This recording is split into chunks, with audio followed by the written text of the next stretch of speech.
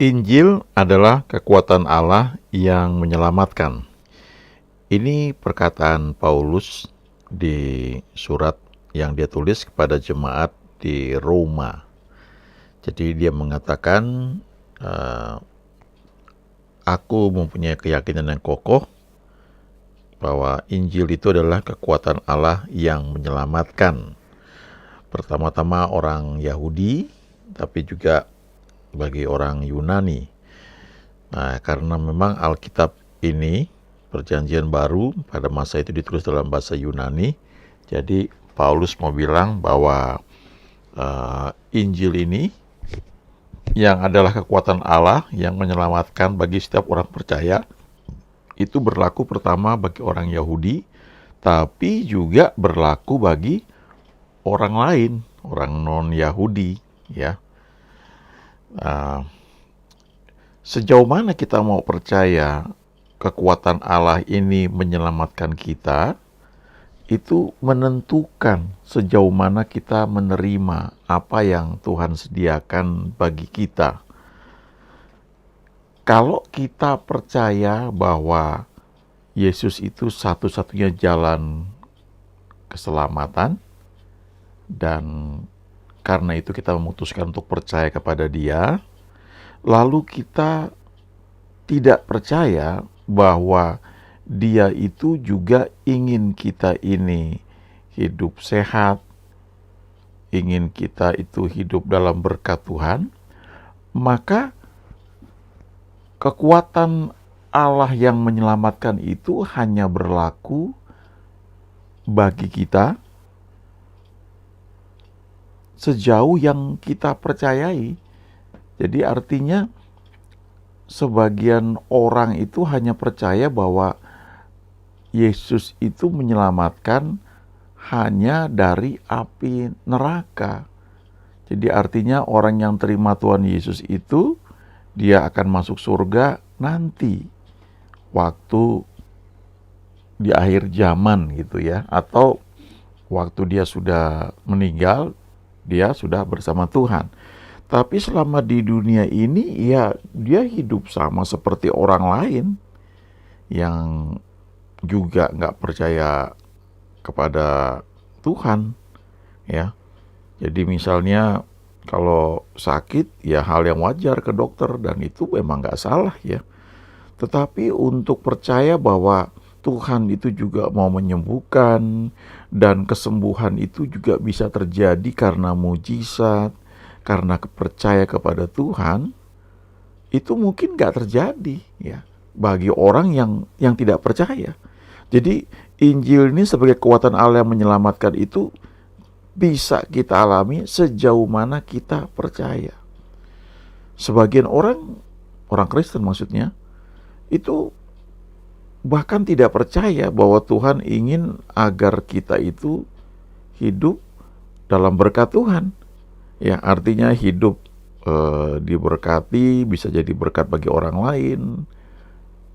Ya, memang kalaupun ada yang percaya, ya, memang itu janji Tuhan, tapi ada proses ya, ada waktu dari sejak kita percaya itu sampai itu terwujud, dan itu ada hal-hal yang memang harus kita lakukan.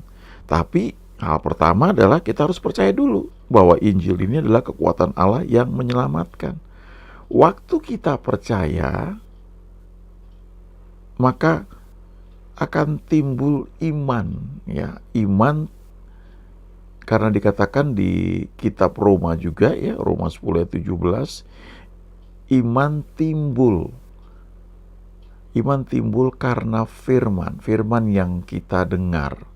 Jadi waktu kita dengar firman, nah itu ada dorongan ya untuk percaya. Ya, ada satu harapan gitu, ada sesuatu yang muncul di hati kita. Kalau kita tepis itu, kita abaikan, kita tolak, maka nggak jadi. Tapi kalau kita serius, kita tanggapi itu, maka muncul iman, dan iman itu yang akan mengalahkan situasi yang sedang kita hadapi, karena iman itu akan menarik kekuatan Tuhan. Iman itu akan menarik kuasa Tuhan. Ya, iman itu akan menarik anugerah Tuhan yang tersedia bagi kita yang percaya. Jadi iman inilah yang mengalahkan. Iman inilah yang overcomes, ya, yang mengalahkan situasi.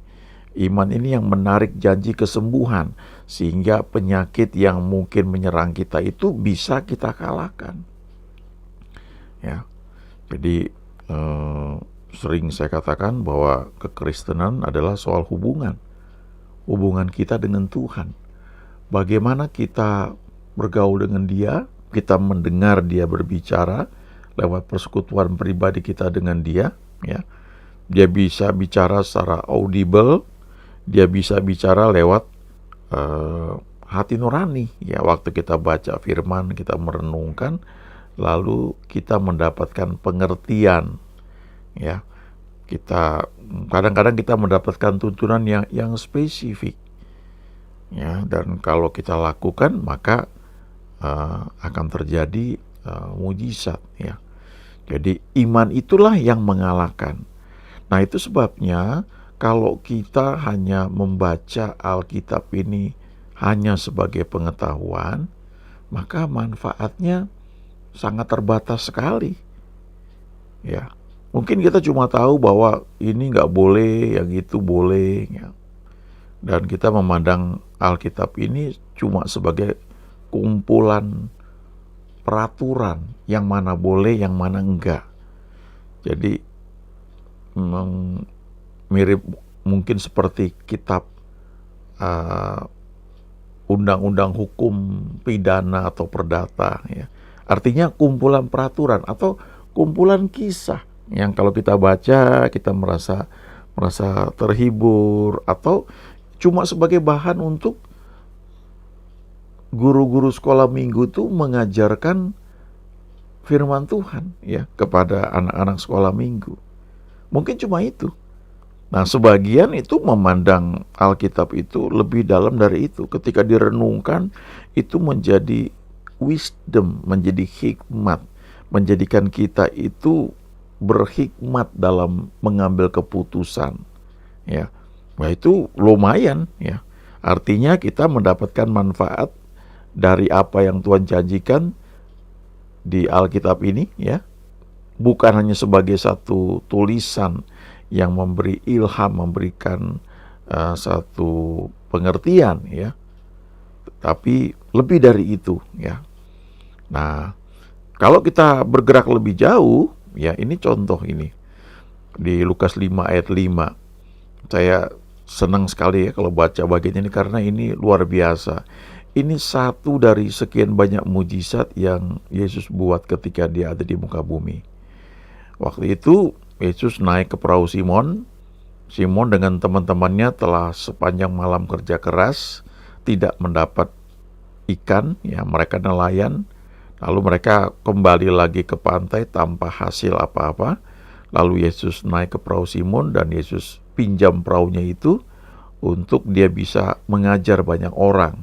Dan setelah selesai dia mengajar, ya, mungkin entah 1 jam, 2 jam, ya, atau beberapa puluh menit, ya. Lalu dia bilang sama Simon Petrus, sekarang bertolaklah ke tempat yang dalam, lalu tebarkan jalamu untuk menangkap ikan, ya. Lalu Lukas 5 ayat 5 ini mencatat bagaimana reaksi Simon, ya. Simon menjawab, "Guru, telah sepanjang malam kami bekerja keras dan kami tidak menangkap apa-apa. Tetapi karena engkau menyuruhnya, aku akan menebarkan jala juga." Jadi, tadi saya katakan, ya, kekristenan adalah soal hubungan. Jadi kita punya satu hubungan, kita mendengar dia berbicara, kita mendengar dia memberikan perintah, lalu kita memutuskan untuk percaya pada apa yang dia katakan itu, dan respon kita selanjutnya adalah melakukan apa yang dia perintahkan itu. Jadi ini ketika Yesus berkata kepada Simon, sekarang bertolaklah ke tempat yang dalam dan tebarkan jalamu untuk menangkap ikan, itu satu perintah satu perintah spesifik kepada Simon. Ya, ini yang namanya rema, firman dari Tuhan secara pribadi berbicara kepada seseorang. Nah, waktu rema ini datang, ya firman atau perintah spesifik ini datang, respon kita itu menentukan kita mau percaya apa enggak. Waktu kita memutuskan untuk percaya, di situ timbul iman. Nah, iman ini akan menarik janji Tuhan, menarik mujizat, menarik berkat, menarik anugerah Tuhan yang tersedia bagi orang yang percaya. Lalu iman itu harus disertai dengan tindakan. Sebab iman tanpa perbuatan adalah mati. Ya.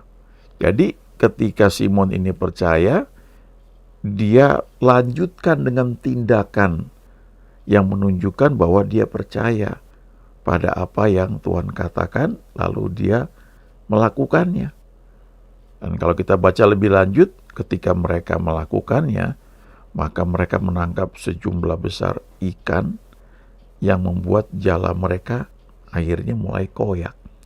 Padahal sebelumnya mereka kerja keras, cari ikan sepanjang malam, tidak ada apa-apa. Sepanjang malam itu artinya berjam-jam loh ya. Entah berkali-kali mungkin jalannya ditebarkan, tidak ada hasilnya, dilempar lagi ya, ditarik, gak ada. Tapi ketika Yesus memerintahkan satu kalimat dan mereka lakukan, maka mujizat terjadi.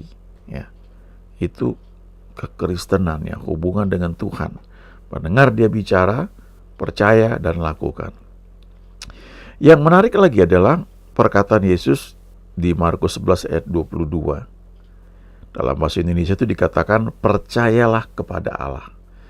Jadi kita ini membangun hubungan dengan Tuhan, kita mendengar dia berbicara, kita menanggapi dengan satu keputusan, aku percaya, lalu aku bertindak berdasarkan apa yang dia perintahkan, maka mujizat itu terjadi. Nah, kata percayalah kepada Allah dalam bahasa Inggrisnya itu diterjemahkan sebagai have faith in God. Milikilah iman di dalam Tuhan. Dalam terjemahan lain dikatakan have the faith of God. Milikilah iman seperti imannya Allah ya. Have the God's kind of faith ya. Ada terjemahan lain yang mengatakan seperti itu. Jadi artinya Tuhan mau bilang, ayo belajar percaya dan milikilah iman seperti yang Tuhan punya. Bagaimana iman yang Tuhan punya itu? Ini konteksnya ketika Yesus mengutuk pohon ara. Ya, dia berkata ketika dia periksa pohon ara nggak ada buah, ya, lalu dia mulai mengutuk pohon itu dan pohon ara itu langsung mati. Ya, tapi matinya kan dari akarnya. Ya, jadi butuh waktu untuk terrealisasi kelihatan bahwa pohon itu mati. Ya, tapi ketika Yesus berkata dia mengutuk pohon ara ini, ya, maka saat itu terjadi, ya, pohon ara itu langsung mati. Jadi dia ini mau tunjukkan kalau kamu percaya kepada Allah, ya, kepada Tuhan, ya, kamu bisa bahkan berkata kepada gunung ini, ya, beranjaklah dan tercampaklah ke dalam laut, maka hal itu akan terjadi, ya, bagimu. Jadi dia jelaskan yang disebut imannya Allah itu adalah percaya pada perkataan yang diucapkan. Ya, kita baca di kitab Injil itu ada berbagai macam bentuk iman yang diperagakan ya. Ada iman yang ditunjukkan oleh seorang perempuan yang sakit pendarahan ketika dia berkata, asalku jamah ujung jubahnya aku akan sembuh ya. Jadi imannya itu diwujudkan dengan tindakan dia jamah ujung jubah Yesus dan dia sembuh. Ada lagi iman seperti Bartimeus ya. Dia minta Tuhan ya. Dia cari perhatian Tuhan dan ketika Tuhan bertanya apa yang kau kehendaki aku perbuat bagimu, Lalu dia bilang, Rabuni, supaya aku dapat melihat. Jadilah menurut imanmu, langsung dia sembuh. Ya. Di bagian lain ketika ada orang yang sakit datang, Yesus bertanya, percayakah kamu bahwa aku dapat melakukannya? Ya Tuhan, kami percaya. Ya. Jadilah menurut imanmu, lalu sembuh. Ya. Tapi yang ini satu jenis iman yang percaya lalu mengucapkan apa yang dikehendaki itu, lalu percaya pada apa yang sudah diucapkan itu, maka hal itu terjadi. Ya. Nah, diantaranya termasuk yang Tuhan perintahkan ya, untuk menyembuhkan orang sakit ya, menumpangkan tangan atas orang sakit dan berkata, jadilah sembuh. Ya. Kadang-kadang tidak langsung terjadi, tetapi seperti pohon ara yang dikutuk itu, dia butuh waktu, itu akan terjadi. Ya. Hubungan kita dengan Tuhan itu akan menarik banyak hal yang Tuhan janjikan bagi kita, yang kalau dikelompokkan itu bisa dijadikan dua bagian, yaitu blessings and miracles, ya. Berkat dan mujizat. Berkat itu adalah sesuatu yang terjadi ya karena kita melakukan sesuatu, lalu karena ada berkat Tuhan, maka hasilnya itu sangat-sangat luar biasa. Akibat apa yang kita lakukan itu diberkati oleh Tuhan. Ya, misalnya Ishak di Kejadian 26, itu di tengah-tengah tahun kelaparan, dia membangun hubungan dengan Tuhan, dia hidup intim, lalu dia taat melakukan apa yang Tuhan perintahkan, kemudian dia menabur. Dia menabur di tahun yang sama dengan orang-orang lain yang ada di sekitarnya, orang-orang Filistin, juga menabur di tahun yang sama, di tahun kelaparan. Tapi bedanya karena Ishak ini diberkati oleh Tuhan, maka dia menuai dalam tahun itu juga 100 kali ganda. Dan akibatnya dia menjadi kaya dan kian lama kian kaya sehingga menjadi sangat kaya. Ya. Itu blessing ya, berkat karena kita lakukan sesuatu dan Tuhan memberkatinya, maka hasilnya sangat luar biasa, bahkan bisa spektakuler ya. Nah, kita tahu ya, orang Yahudi ya, bangsa Israel ini termasuk bangsa yang sangat diberkati, sehingga mereka menjadi orang-orang yang sangat pandai ya. Banyak penemuan itu terjadi karena kepandaian mereka yang memang Tuhan berikan. Itu blessing ya, bangsa yang diberkati. Nah, di dalam Tuhan Yesus kita juga diberkati. Bahkan dikatakan kita ini menjadi keturunan Abraham. Abraham itu kan punya anak Ishak ya, anak perjanjian. Lalu Ishak itu punya anak kembar ya, Esau dan Yakub. Nah, Yakub itu yang menjadi Israel selanjutnya ya. Dan berkat Tuhan kepada bangsa ini ya juga kita terima ketika kita percaya kepada Yesus. Itu blessing. Nah, kalau miracles apa? Miracles itu mujizat. Mujizat itu sesuatu yang terjadi sudah boleh dikatakan sepenuhnya campur tangan Tuhan.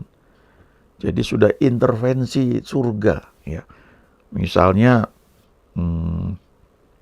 Elia ya, ketika di tengah kelaparan, Tuhan perintahkan burung gagak untuk setiap pagi dan petang bawa roti dan daging. Itu mujizat ya. Air menjadi anggur, itu mujizat. Ya, sekarang jarang sekali terjadi air itu menjadi anggur. Kenapa? Karena ya banyak dijual ya, tinggal beli saja. Tapi ada masa, dan itu terjadi juga di beberapa tempat, termasuk di Timor, ketika mereka kehabisan anggur, mereka perlu perjamuan, mereka berdoa, airnya menjadi anggur. Itu mujizat ya. Sesuatu yang terjadi di luar kemampuan manusia. Tapi untuk mujizat itu terjadi, seringkali dibutuhkan situasi yang kritis. Ya, dokter yang udah nggak bisa nolong, lalu didoakan, terjadi mujizat, orang itu sembuh.